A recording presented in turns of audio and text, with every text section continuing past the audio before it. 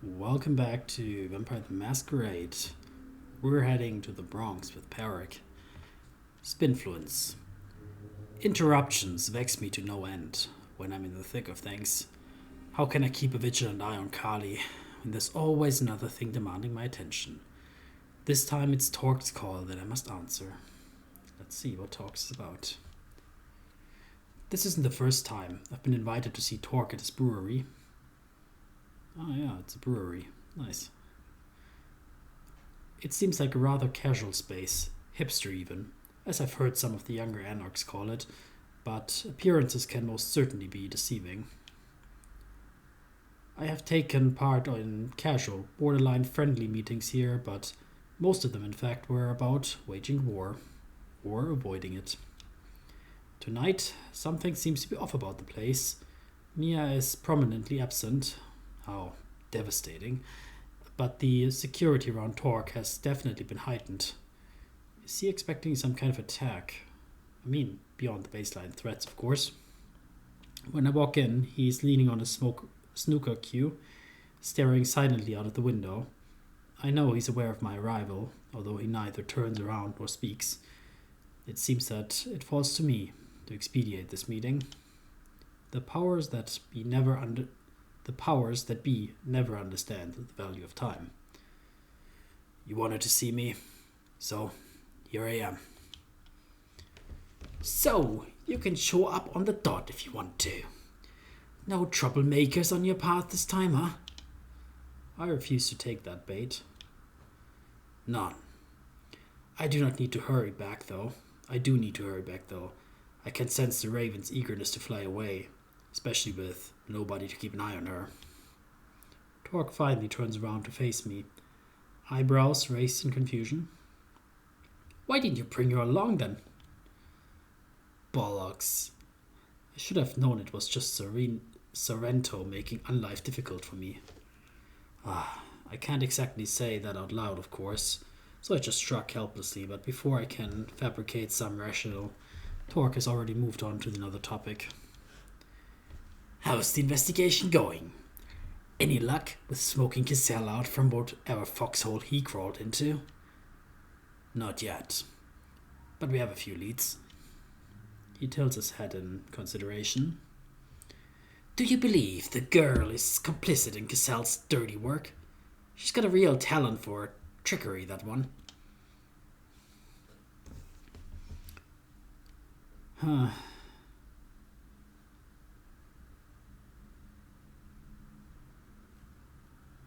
Cassell's dirty work. I mean, for sure she's like his accomplice. In some way. Don't think she's the long con one. Doesn't really matter either way, I guess. I don't think I want to defend her, obviously, saying she's innocent. Doesn't really matter to Torque anyway, so I'm gonna say it doesn't matter. Well, I've only known her for a grand total of one night, and my opinion doesn't matter anyway, so I'll refrain from sharing it. What do I think is this whole caretaking business? What I do think is that this whole caretaking business is a waste of time. Mostly mine. Agreed. Well, I'd say that we should hope she's innocent, for her own sake. But we all know that hardly matters in the Council's eyes. Warping reality to support their claims is far more important to them. I just nod silently. I have nothing to add. Is that why you wanted me here, to discuss the Raven? Don't be ridiculous. Here. He tosses me a snooker cue. You can keep track of scores while I deliver your rebuke. Here we go again. Your tardiness yesterday was a really bad move, Pádraic.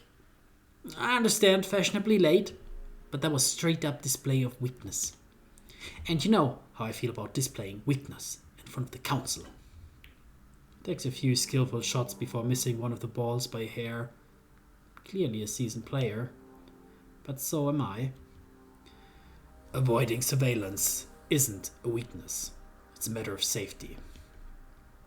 It's a matter of respect, or rather the lack of it.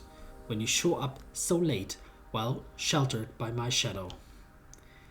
Despite the value of your insight to both the Camarilla and Anarchs, and to me most of all, your recent behavior reflects poorly on our relationship. What he says makes enough sense to throw me off my game. I bungle a shot miserably and step away from the table. I apologize, but may I speak frankly? You may. You consider my late arrival a show of weakness. But this caution of yours, oversensitive or not, that isn't for me to decide, is the kind of behavior that makes you appear weak. I've heard some whispers among the Anarchs that maybe they don't need a Baron after all. Torque laughs bitterly and hits the ball with much more strength than required. It almost jumps off the table entirely. They think I'm weak because I'm not trying to show off in front of the council to make us feel superior to the Ivory Tower. I am not weak. I'm pragmatic. This song and dance is about appearing confident and stalwart enough for the Camarilla to actually shut up and listen for once. Maintaining good relationships with them has thus far only benefited the Anarchs. I hate acting like I'm trying to integrate myself with them. Believe me, I do. But it works. He's so right. I didn't read the voices. This time, one spin of the ring is enough to silence the voices. But their message is troubling. If they're saying he's right, that means he's not right. Should I let him win? Maybe let's teach him some humility. I position myself perfectly and take a few precise shots, earning myself a nice handful of points. Torque face falls. And how do you believe other Anarchs view this perspective of yours? Torque stands up straight, looking at me with his sharp, serious eyes, and lays down the snooker cue flat on the table. It seems our little game is over. That's precisely what I want to discuss tonight. I nod, but hesitate. Is this about Mia? Torque silent is all the confirmation I need. A moment passes before he speaks again. I've been considering removing her from the equation. It's not exactly surprising, but more audacious than I expected. You know there is no love lost between me and Mia Sorrento. But I would be careful about messing with her. She embodies the Anarch's ideals and holds more sway than you among the lower ranks in the Bronx. And they are not few in number. I'm not blind, Pádraic. I'm just trying to look outside the box that currently confines me. For a few seconds, he looks his real age. An old man, squashed beneath the heavy burden of responsibility he tries to balance on his shoulders. But this moment passes as quickly as it came, and then he's back to his 30-something self. From where I stand, everything you do is for the benefit of the Anarchs, but they might not see it that way. I believe that removing Mia might incite an unnecessary revolt, and it's the last thing we need in these perilous times. Torque inclines his head in contemplation, humming quietly to himself while looking me straight in the eye. The lack of response paired with that intense gaze makes me decidedly uncomfortable. I can only assume he's waiting for me to continue.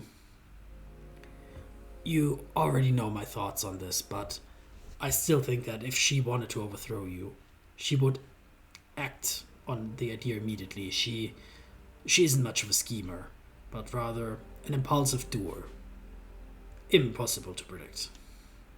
Which, unfortunately, means that your static position on this unenviable chessboard makes victory highly unlikely. She knows all your available moves, while you know nothing about hers. For what it's worth, I do not sense a revolt coming just yet. Perhaps she hasn't quite given up on you. Or perhaps... Silent falls while Tor considers my words. You've given me a lot to think about, Pádraic. You may leave now. His end is nigh, the voices say. He turns away, facing the window with a certain finality. I nod and quietly slink out of the room, wondering how his future will unfold. To any observer, my drive to the Empire of the Sun is silent.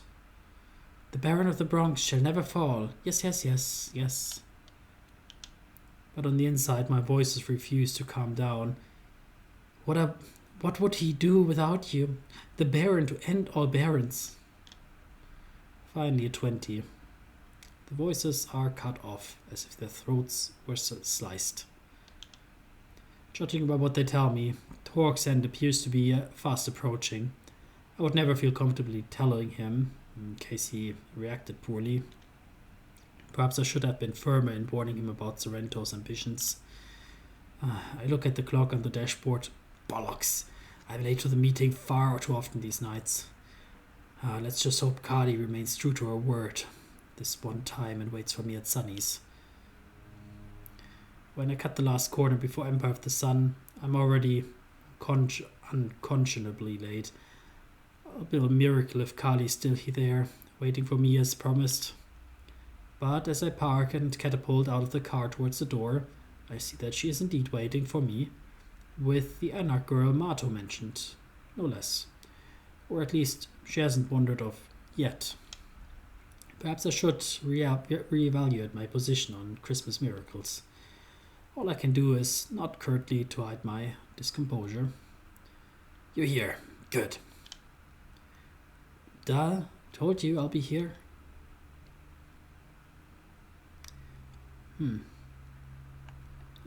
Try to be friendly. Yes, that is why I'm surprised. I assumed I would have to go looking for you in the neighborhood. Like yesterday, for example. Hey, I never gave my word I'd stick around last time, did I? I roll my eyes, exasperated. A little over an hour apart, and we've already managed to forget how annoying she can be. The Anarch girl is eyeing me suspiciously, so I return her gaze. Patty! Meet Skylar, a local Anarch with a knack for alchemy. Skylar, meet Patty. I regret letting her meet Mato.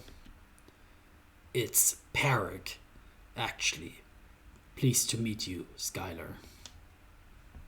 Skylar nods. I can see she appreciates the apprehension in her eyes, and I can't help but wonder what has made her so wary of others. Or perhaps it is me who gives her pause. Don't stress too much. Pádraic might be a little uptight, but he's all right. He's just here to offer us a lift, that's all. I'll play along with that. Yes, I am. Her driver.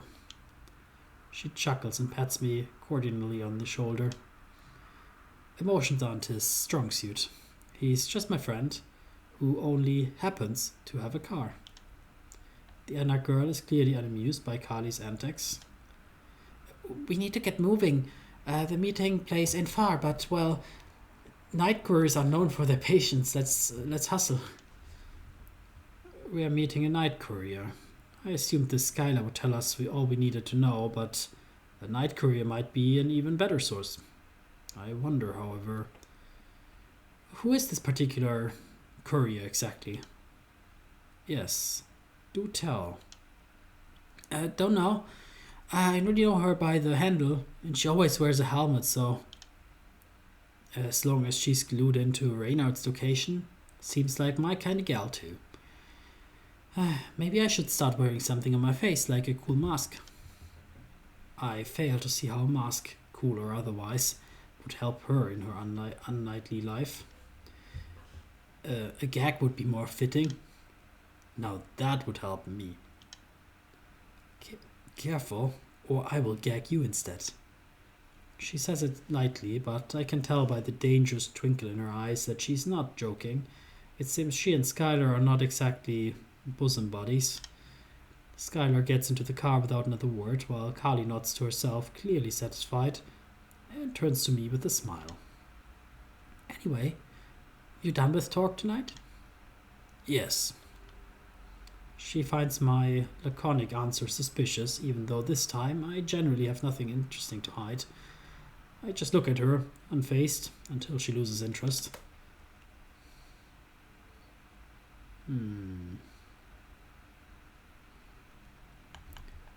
I am teasing, it could be interesting.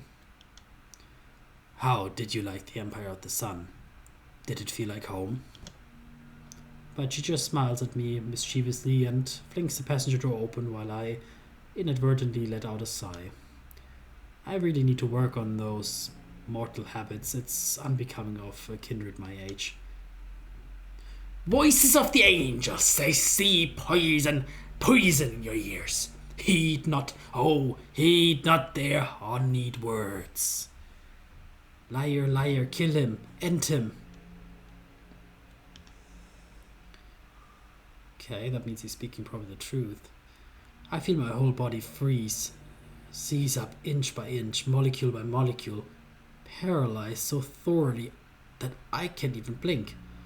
The peculiar man who was lurking in the background, who approached me so quietly I noticed nothing, falls to his knees before me and catches the hem of my trousers.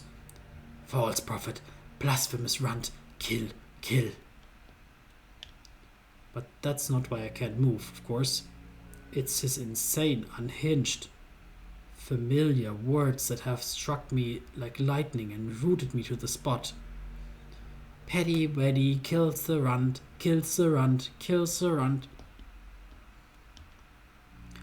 I just stare at him, his head thrown back, his misted over eyes boring blankly into the night sky. He stops screaming, but his lips quiver with faint whispers that fade into the air like smoke. Kill, kill, kill, kill, kill, kill. Dream not in your slumber, for the day star will sear its truth unto our whole being. What are ye waiting for, ye dumb cunt? I want to shake him until all the answers fall out of his pockets. Who are you? What do you know? But I can't.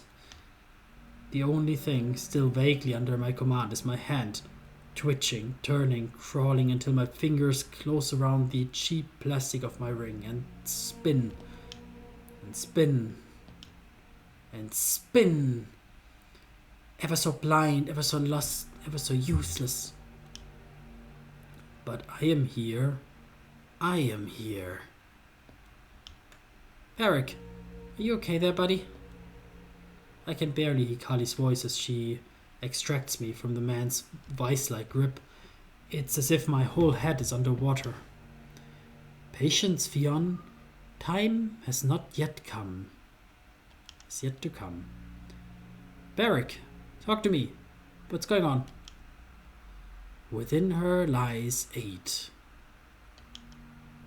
20. I finally break the surface. My body is my own once more. I can stop my hands from clutching the ring and hide them in my pockets.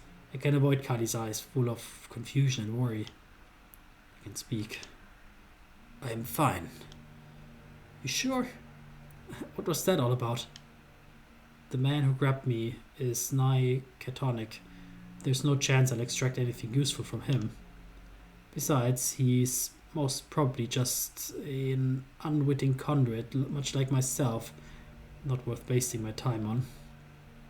I do not know. Let's not fret about it for now.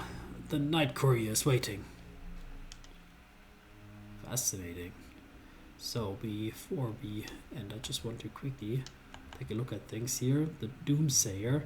To most passerby, he may seem just like another maniac wandering the streets of New York City, who can read between the lines and may find a profound message in his gibberish, yes.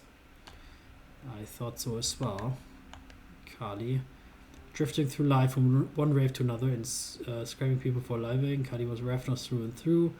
Long before catching the eye of Raina Cassell, seeing her as a potential asset, he promptly embraced her almost 2 years ago. Her unique insight into human nature and access to secure dark web trading channels have been a great boon to her coterie.